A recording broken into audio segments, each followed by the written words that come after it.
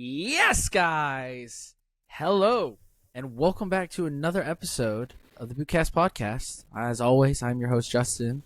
I am here with my fellow co-host, Colby. Colby, you cut off half of the yes guys the last episode, and I think you thought I wasn't going to notice, but I did. And I just want to say, every episode you're like, oh, you got to get it in. You got to get it in, Justin. You got to start it off. And that's what the fans want to hear. They've messaged me. I thought I did. Man, I got to go back and look at that because I swear I edited it just where it was like, yes, cut it guys. out. It cut the whole, delete that video, re-upload it all. Man, oh, dude, that thing's got to go in the scrap heap, bro. That's like, oh, that's bad. Smelly, dude. bro. It was smelly. How you doing this week, man? I'm doing good, man. I saw Deadpool 3 finally over the weekend. It was phenomenal. I know you haven't seen it. I have not. But man, dude, the way they used freaking like what is it, Madonna's "Like a Prayer" at the end? Oh my gosh, nice. Yeah, it's incredible. The music's incredible. Yeah, that's been like I think that's been the trending song on TikTok, and it's like a slowed down like a prayer. Man, that hits me in the feels every time. It's like a choir version. Dude, it was in my head all day yesterday. Nice. It was so good. We watched Beetlejuice. It was pretty fun, you know. Nothing to write home about, but it's like, oh, if you like the first one, you'll probably like this one. Michael Keaton is hilarious as always. Why know now? Oh, go ahead. I was gonna say, how old is that movie? Is that movie older than us? Beetlejuice, was that a late '80s movie? Maybe, early '90s? It might be around our age, but I know Michael Keaton's like 70. Dude, he's old. Yeah, he's great. Old Batman. He's great. And old Beetlejuice. Favorite movie ever with him? The Other Guys. If you've never seen it, please go watch it. Mark Wahlberg, Will Ferrell. Who else is in it? Samuel Jackson, The Rock, Michael Keaton for like 5 minutes. Eva Mendes, great comedy gold. Dude, Desk Pop. I do Desk Pop.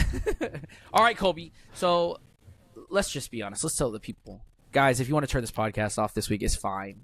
There is no news. Okay, there's nothing going on. It's the end of the year. Everything's kind of whittled down. So me and Colby are just going to talk about some topics that we want to talk about this week. Colby, what is your jersey pick this week? My jersey pick is the Euro 2008 Spain home jersey. That is the very beginning of the Spain dynasty from 08 to 2012, where they won first Euro World Cup and then they won their second Euro. Oh, that's the one with the gold numbers, right? Yes, gold numbers, gold Adidas stripes. Yeah, it is the team just pattern. Oh yeah, that is a good one. Perfection. Mm-hmm. That is a very good choice, man.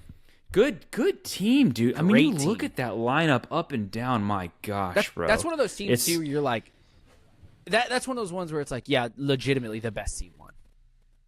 Right. You know what I mean? Oh, like, because sometimes in tournaments you're like, oh, the best team didn't win. Like, who was it? Chelsea, Man City, prime example. Man City was definitely the better team, but Chelsea won. You know what I mean? I was so happy. Happy Chelsea won, though. I didn't want Man City to win. Football was happy. Dude. But yeah, no, that Euro 08 team, whew, just phenomenal. So Torres good. still had wheels, dude. He still had the speed. He still had hair. He still had hair. It was phenomenal, dude. Yeah, phenomenal. Just ungodly amounts of talent on that team. I went with the 96-97 Barcelona home jersey. So made by Kappa. It's pretty standard Barcelona, red and blue stripes. But the reason I went with it, R9's only season there. 47 goals or something in 51 matches. His stats were crazy. Absolutely insane. Yeah, he was like a literal animal. And I think it's like if you took his minutes and you broke it down by 90, it was like he scored a goal a game essentially. Dude, that is that's Kappa with a collar. That is awesome. Yeah, retro. That is super retro. Super retro kit. And the big, the blocky white letters look almost like an American football pattern. Yeah, that is wild. Yeah, I think that's when the whole this kid is a freak. He's going to be a phenom style player. Kind of came on the rise. And yeah, that's my pick. Is arguably the single greatest goal scoring season ever by R9, who I think's arguably the best player ever. Yeah, I mean, he's definitely up there. Yeah, for sure. Not for everybody. Definitely for me, top 5. For sure up there. Colby, now you're just telling me you got some new pickups. Dude, I got a few. Yeah. Let's hear it. Andrew Lockhart be really proud, bro. I bought 3 pairs Okay. of Asics, 2 for my son, 1 for me. Okay. But he has been recommending this turf boot. I'm gonna butcher this freaking name, dude. What are they called? Got to freaking like look at what I ordered. So they have like the DS Lite Club, which is like the baseline cheap, and those are never in stock at Asics.com. Mm-hmm. But he recommended a K leather toe box, the Destake. Oh, I'm gonna get that. The Asics Destake K leather, and it's a turf model. That's what he uses over in Japan. Okay. It's his go-to turf boot. So I finally pulled the trigger, got some. Nice. And then I got some outdoor for my son and some turf for my son that are both DS Lite. So I'm really excited for those, and I hope he really likes them. Okay, cool. And it's cool, dude. I'll put a picture up here, but like I actually messaged him about this because the stud pattern on the kids' boots, it's cool. Like they have like their actual like conical studs on the outside, and then they have extra studs like in the middle, and it's for stud pressure. Oh, which is pretty cool. That's kind of like, you remember when the Ace 15 did that, where it had like 1,000 studs? That's basically to help you break up stud pressure. Yeah, I think that's cool. Yeah, it's pretty neat. Like I wonder if they could do that in a because when companies do that, like aesthetically, it looks like at first it's like, oh, like am I buying I had to double check. I'm like, am I buying an FG boot or like an MG? Like what is this? And it just looks a little bit jarring. But I wonder if they could do it in such a way where those little ones aren't necessarily the focal point. Like the Tequila right now, it has like the conical studs, but then on the outside it's got those lacrosse style blades, which you don't really notice it. Like it's not really like a visually catching thing. Like if they could do that, but like almost in the center where it can give you some extra studs for stud pressure layout, that'd be pretty cool. Yeah, that would be super cool. I wonder too if like it's always one of those things where like, I'm not saying that this is what it is, but I know like the headspace that people get into. But I wonder if that's one of those things where if, like they put extra studs if people are like, oh, I can't feel the bottom of the ball, or like like it throws me off in a way. Because some people are weird about that. They're like, oh, I don't like to wear studs because I normally play barefoot or wear flats. So if I have studs, like I feel off on the ball. So I wonder if like that's the reason why a lot of brands didn't kind of pivot into that, or maybe it just costs more. Oh, who knows? Yeah, that actually makes sense because I feel like if you have like only a certain number, maybe you can get your foot flatter on it. You know what's weird is when they add studs or elements to the bottoms of boots, where it's like, does that even do anything? Like I know a lot of people, speaking of like for Nike, they'll add these like toe pick studs. Oh, some people like say that they don't do anything. I don't know. I've never thought about it honestly. Like if I'm trying to like pull back or do something on the ball, like yeah. No, it's kind of like the same thing with the. What is it on the Legend 10? The cutouts that are like supposed to alleviate stud pressure. But I'm like, I don't know what this does. Oh yeah, like these little like. Oh, I know exactly what you're talking about. Does it actually do anything? Is this a placebo? I don't know, dude. Like I didn't play enough matches with them to even care. Like I was like, God, these are narrow. They hurt my feet. I can't wear these.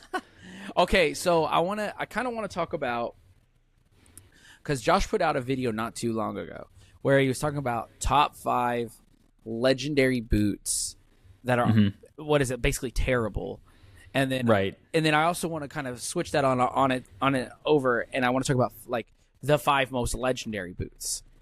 Like, so legendary to you can mean whatever you want, but like kind of give me like a couple of boots that you're like, oh, let's start out with the bad ones because I think those are the most fun. But like, what do you think is like out of 5 boots? We're gonna try to do 5 if we can. Oh man, like give me a legendary boot that you're like, that boot sucks.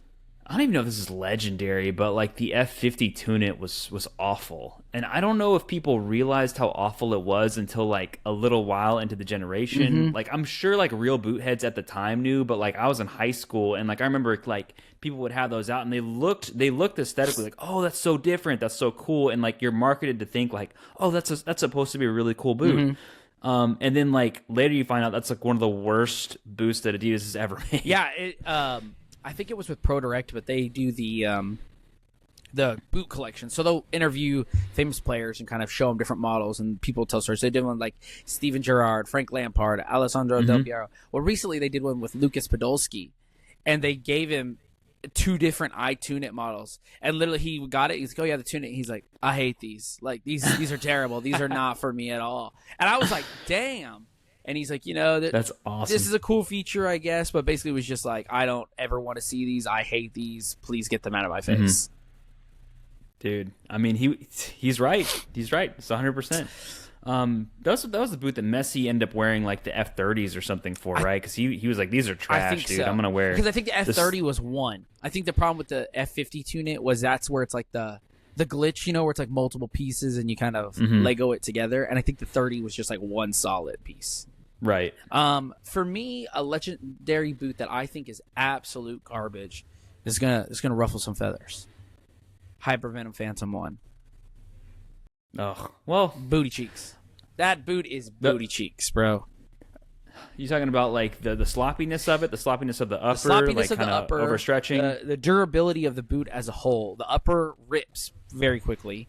That's at the time where Nike, I don't know what glue they were using. I couldn't tell you, but whatever glue they were using around that 2013 to about 2015 era, all those boots fall apart.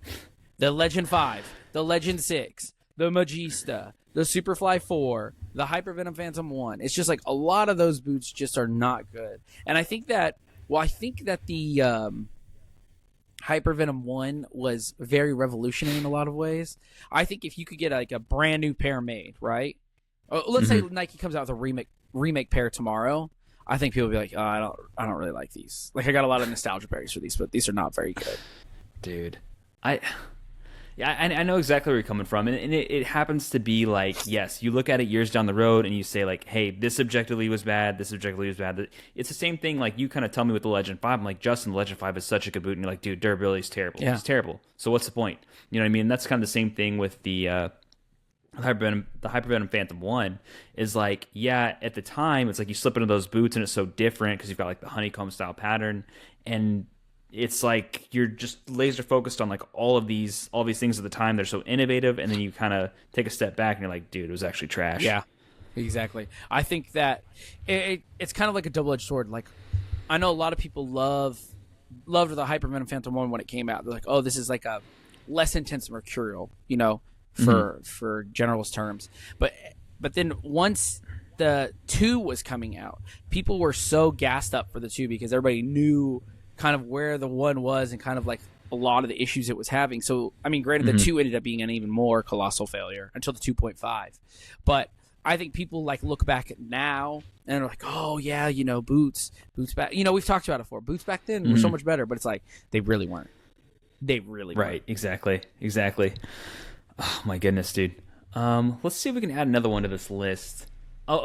Sorry, not to like completely like escape your Hypervenom Phantom 1 topic, but do you think when there's, I don't even know how many silos are out at the time, like in 2014, like 5 silos instead of 3, it's almost harder to like pinpoint the flaws of one boot when there's just so many in a lineup? You know what I mean? Like if you've got like Tiempo, Magista, Opus, if you've got Vapor, and then you've also got, you can't just say like right now there's only 3 silos, so it's easy to be like, these are the flaws of the Tiempo, these are the flaws of the Vapor, etc. Do you think it's a little bit easier for Nike to kind of get away from criticism when they've got multiple silos like that?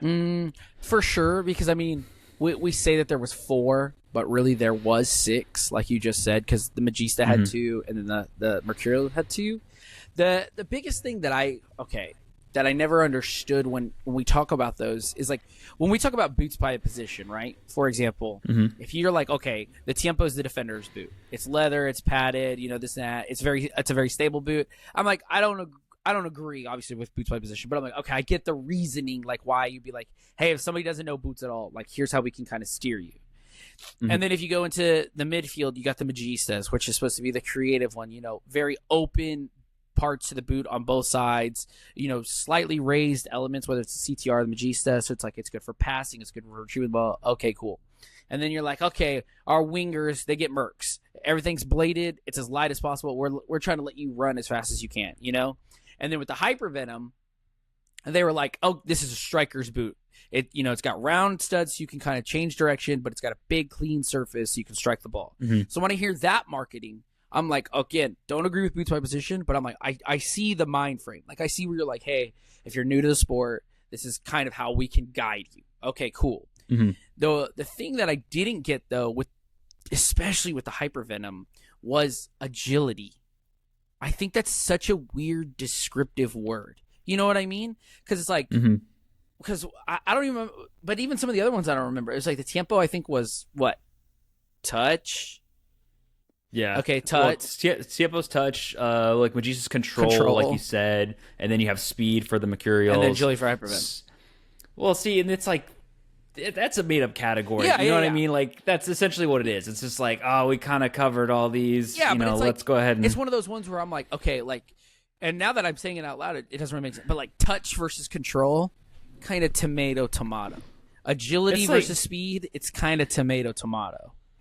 Bro, it's like when they run out of options and like we got to give it something. Like it's like that kid on Captain Planet who's got heart. You know what I mean? It's like I've got water, I've got fire, oh my God. And it's like I've got heart. Like what is that? I just saw a TikTok about that. And the guy was just like roasting that poor kid. He's like, you gave him the dumbest ring out of all of them. For real? Like all got powers and his kid's got heart.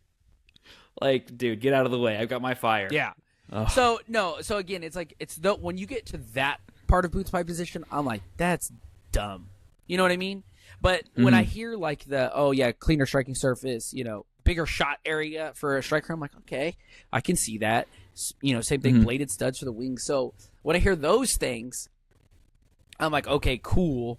Nike, like that makes sense to me. But then the problem that I had was with the Vapors and the Magistas, because it's kind of like, okay, it's not like now where it's like high cut versus low cut. It's the same exact boot high cut. It's like the Opus to the Opera was like worlds apart. And then the Superfly to the Vapor was pretty worlds apart. So I'm like, so what is this, like Control A versus Control B, and then Speed A versus Speed B? Like which one makes me faster? That's what I need. Yeah, I mean, I guess if that's the way you're looking at it. I know people are cringing so hard right now because they're hearing boots by position. Like I freak James and Andrew are breaking their computers.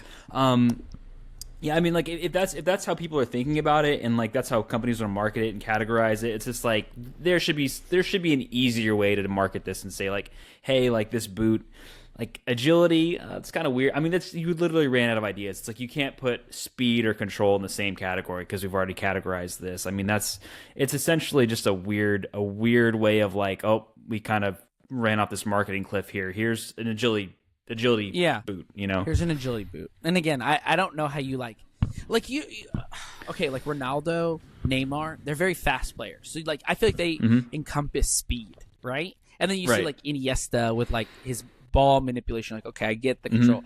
How do you who do you point to when you say like, oh, they're an agile player?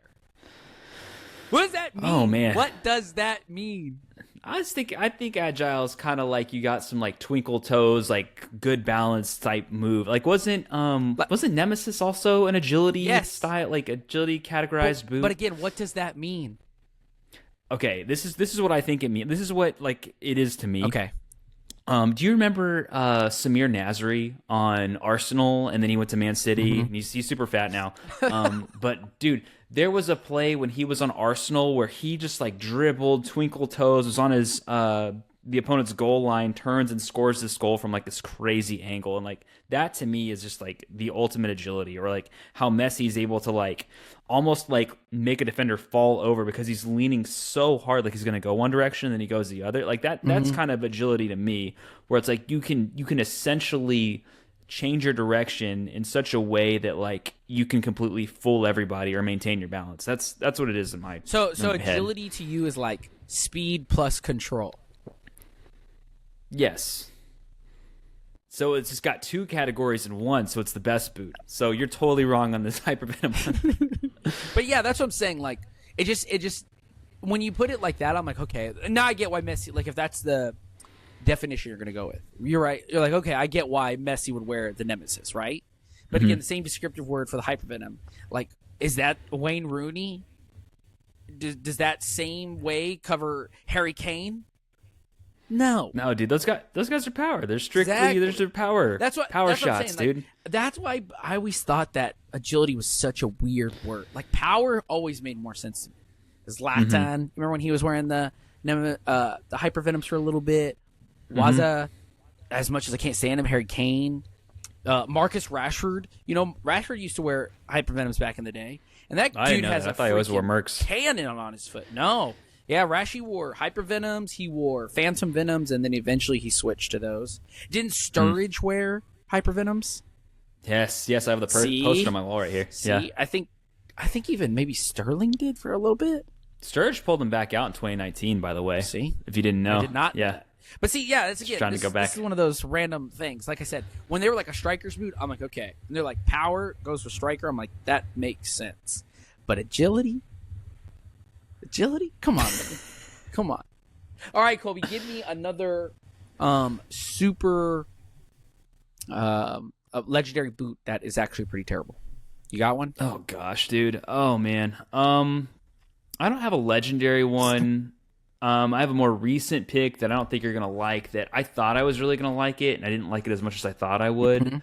Was the Predator accuracy? Remember, like I was super gassed up. I was super gassed up on that boot because I was like, this is the wide Predator, and I'm really gonna like this one because I can put my foot in there. It's gonna feel nice. Yeah, and it wasn't a bad boot. It was actually like a nice ride. I wasn't a huge fan of that sole plate, and then I think that was the one that had like the metal like tungsten thing on there, and I think that was a split sole plate. And I just like going from that, the accuracy to the 24. I'm like, this is so much better. Like I love the control frame 2.0 and the hybrid touch 2.0 upper and how close it and anatomically. I'm like, I really didn't like the accuracy, but people really liked that at the time. Yeah, I like the accuracy. I think it's, but again, that's the first Predator in a long time where I'm like, I like the lace model and the low cut lace model more than I liked the laceless because my foot just didn't fit in the laceless. It was too wide. So it was always super sloppy on my foot.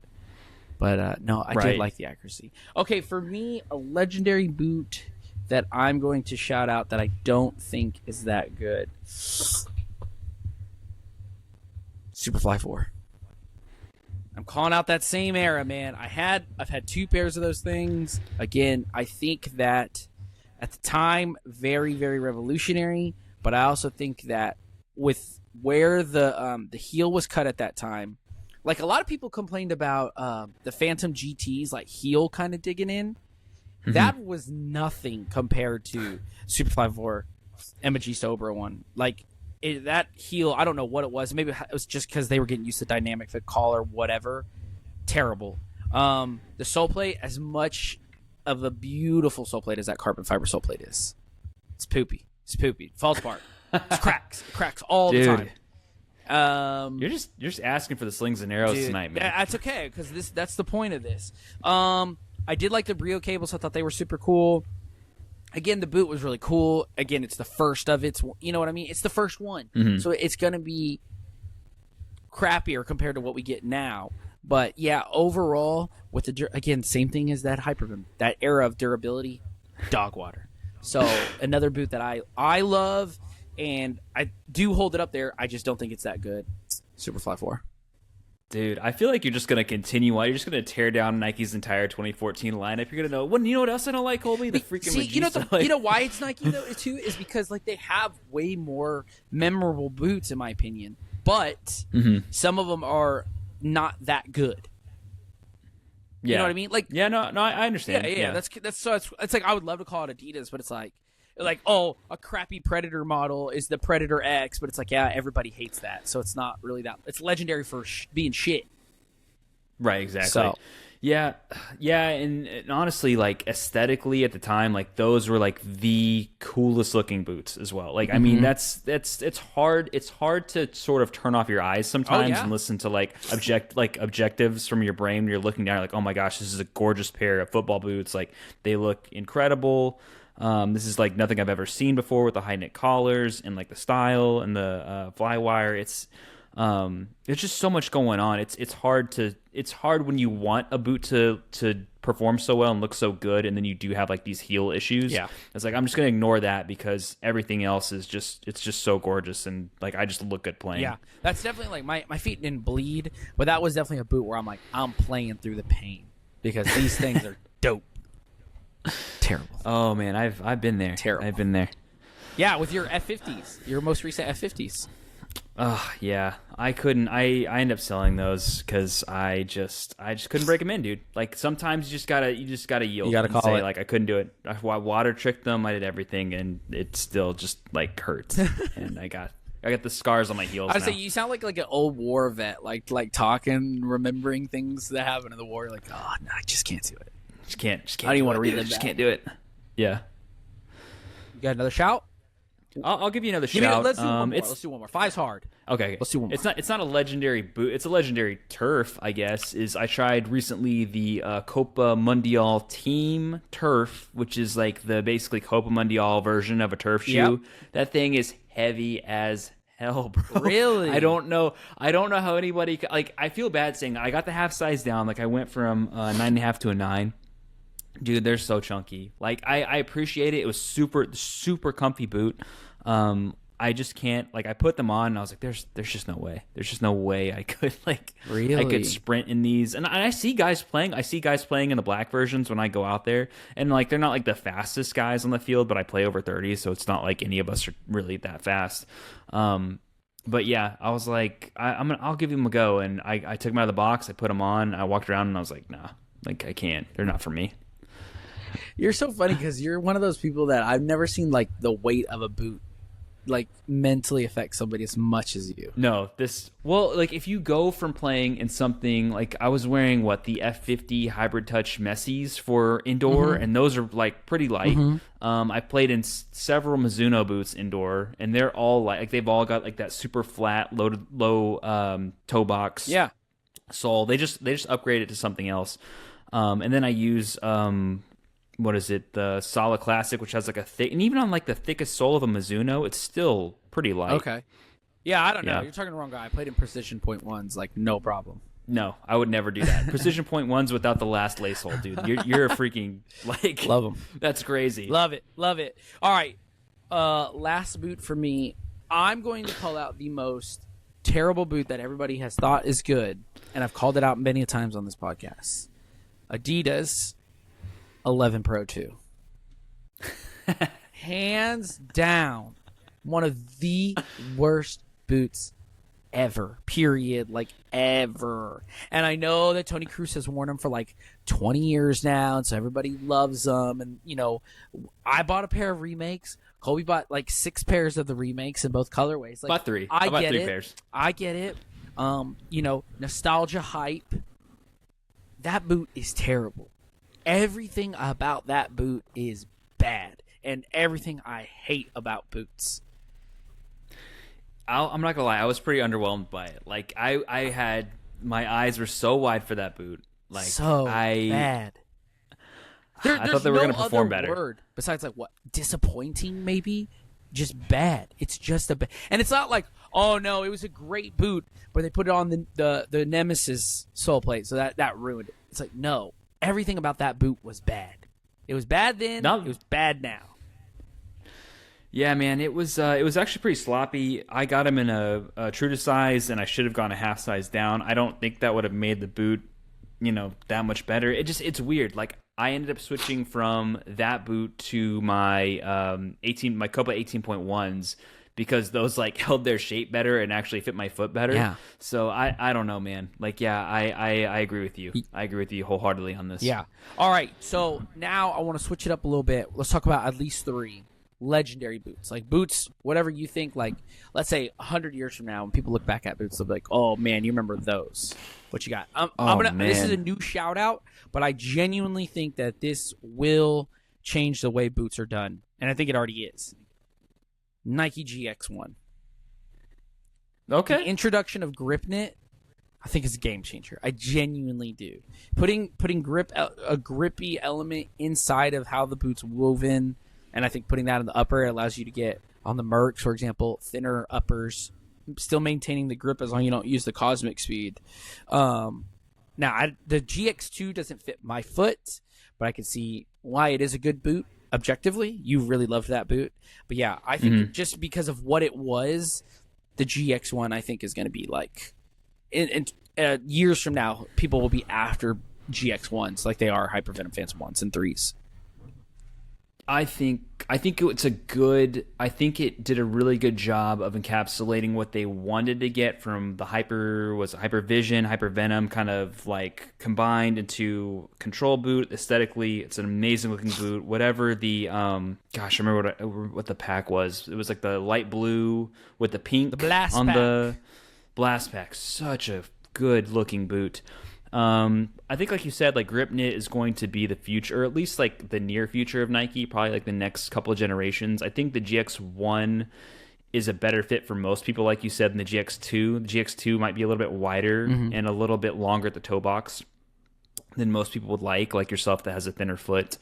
But I think that the sole plate should have been a little bit more firm. I think the sole plate was pretty flexible on the GX2. Okay, fair. But great boot though, dude. Yeah, that's a good one. So comfy. Yeah. Like good boot. That's one of the boots, but besides honestly the sole plate and its flexibility, I don't hear anything bad about the boot.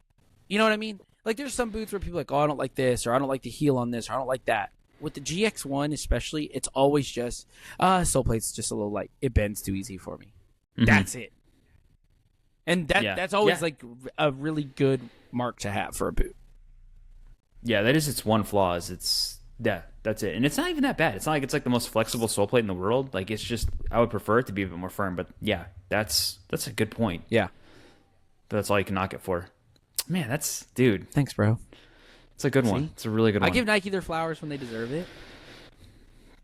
Dude, you know who else is going to give Nike their flowers? Me. Legendary boot. Legend 5? Right, oh, I knew it. Right here, baby. I knew it. This is the only boot I want to play in right now. Like, and thank God, like these rivets for this HG sole plate have really reinforced the toe box. Yeah. But yeah, man, just it's so well fitting. And you know what's wild? It's so wild. Boot from 2013, 2014, but the heel lockdown is awesome. Like I don't know why companies like chintz out on the heel a lot. Like, what were they talking about recently? I was listening to Andrew and James were talking about Puma and what they could do better and how they effed up like the last generation of the King because of the heel. Yeah. And they finally made it. And it's like, dude, just do that all the time. Every brand, there should be nobody should be messing up their heels. Like it's just make it tall enough to where your foot sinks all the way in and you get like enough lockdown. This is a boot freaking 10 years old and it does it perfectly. So I don't know. But dude, the way the boot wraps your foot, the lockdown, the comfort, the touch, it's just all the boxes are checked. Sole plate, I mean, it's awesome. That's wonderful to hear.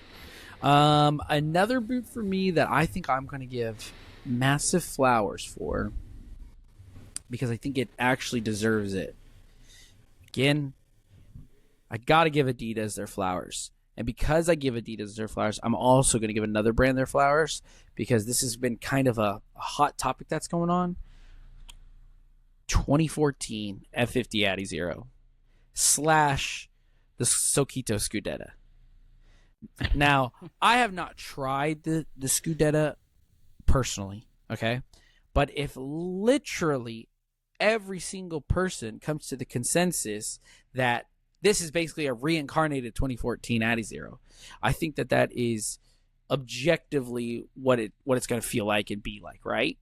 But I think that I wanted to say the 2010 one, but I think that the 2010 one, as light as it was, they sacrificed a lot of things to get that weight range. So I think the 2014 was the perfect balance between weight, comfort, and then like reliability. Because the 2014 F50 is a very, very good boot. Like thin enough hybrid touch. If you got the early models, you had the speed foil on the back, which was kind of stupid, you know. It didn't really do anything. That's why they got rid of it later on models. But I think it has a lot of like amazing colorways and aesthetics to it. And I just think that like that's one of those boots where they got everything right. And they deserved to get everything right on that boot.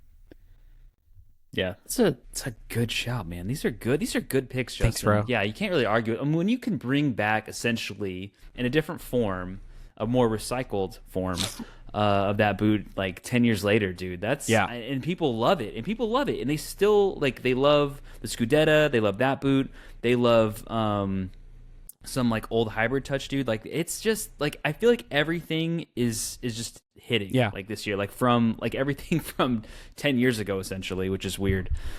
But it's what we want. Yeah, dude. It's what the consumers want right now. Boots were better back then, right? That's what everybody's saying. All right, Colby, give me another shout out. I got one more. Oh man, put me on the spot here, dude. I don't want to give another. I don't want to give another Tiempo, but like I gotta put the MI up here, dude. I can't not put that boot up. Oh yeah. Like it's essentially. I mean, I destroyed mine, but like when you have a model like Mine's this, too high. I'm sorry, but you take like this foam pod out, right? Yep. You put Alegria leather on there. You put like the best Tiempo sole plate that's been made, in my opinion. I mean, the 5 is good, but like the 7/8 sole plate, it's just an incredible boot. And the only thing that holds it back is the durability. Mm-hmm. But yeah, though it took so many players such a long time to actually get out of those boots. Yeah, like Jordan Henderson was wearing them for like almost the entire season. He wore them into the World Cup. Dude, they were incredible. So did Tyler Adams. Tyler Adams wore them. Such a good boot. Virgil started to, but then switched. I know Bruno Fernandes got out of Mercurials to wear those. It was worth it. Like that was honestly, like it's the 5s and then the MI, just incredible boots. The MI, that's a great shout, man. I thought about the MI, and to me, you know what the MI is? We've talked about this before too when the 10 came out. The MI was like the perfect send off. They were like, how can we epitomize what Tiempo is? And I think that's exactly what the MI was. Classic, no nonsense, thin but super supple and super soft leather. You know, right? A little bitty pad on the instep just for a little bit of cushion. A great sole. It's reinforced really well too. Like it didn't overstretch. It stretched just enough. It's perfect. Yeah, perfect. Great. And then the sole plate from the 7 and the 8 was phenomenal. The chrome plating looks great. I mean, everything besides when you wear your MIs and they just get battered. Yeah, wear them in the rain, like, and they get all stained and gross. Yeah. But it's so good. Dude. You know what's nuts is I still don't have my David Beckham Predators. They're in soccer.com purgatory. But you know how those are limited to 3,000 pairs or whatever? They should have, Adidas should have made those like the Tiempo MI. You think so? I was thinking about this recently. Yeah, it's just like make them more widely available. Like if that's your send off essentially to the Pred 24 before we hit this next generation, just like make enough pairs for everybody to enjoy the leather version. Yeah, of that model. Yeah, that's smart. Speaking of, I'm going to use your line right there. The boot that I think that will encapsulate, and I think that everybody's going to be after these in the next year and a half, is right behind me. That right there. The Rotero, I think, is the epitome of what people are asking for in their boots. It's light, it's leather, it's soft leather, it's got a fold-over tongue. Sorry, Substance Football. And I think it's just a great boot. Like, the Predator 24 arguably hits everything. It's not a grand slam, but it's a home run. I think that the fit is a little narrow. The Hybrid Touch 2.0 can be kind of hard to break in. Like, you really got to work on those. And I think that the Rotero and probably even the David Beckhams, because they're very similar, I think are the ones that the second time at bat, they get a grand slam. Like, it's just perfect. Everything is perfect. Everything falls into place. And then Adidas knocks it out of the park. Like, I've harped about the Rotero all year long. I'm not going to talk about it anymore, but I think will be a legendary boot. Rotero. No, I agree. Yeah, that's a good shouts, man. GX1, Rotero, MI. It's a good list. Yeah. It's a good list. Yeah. Those are good. You have one more you want to shout out?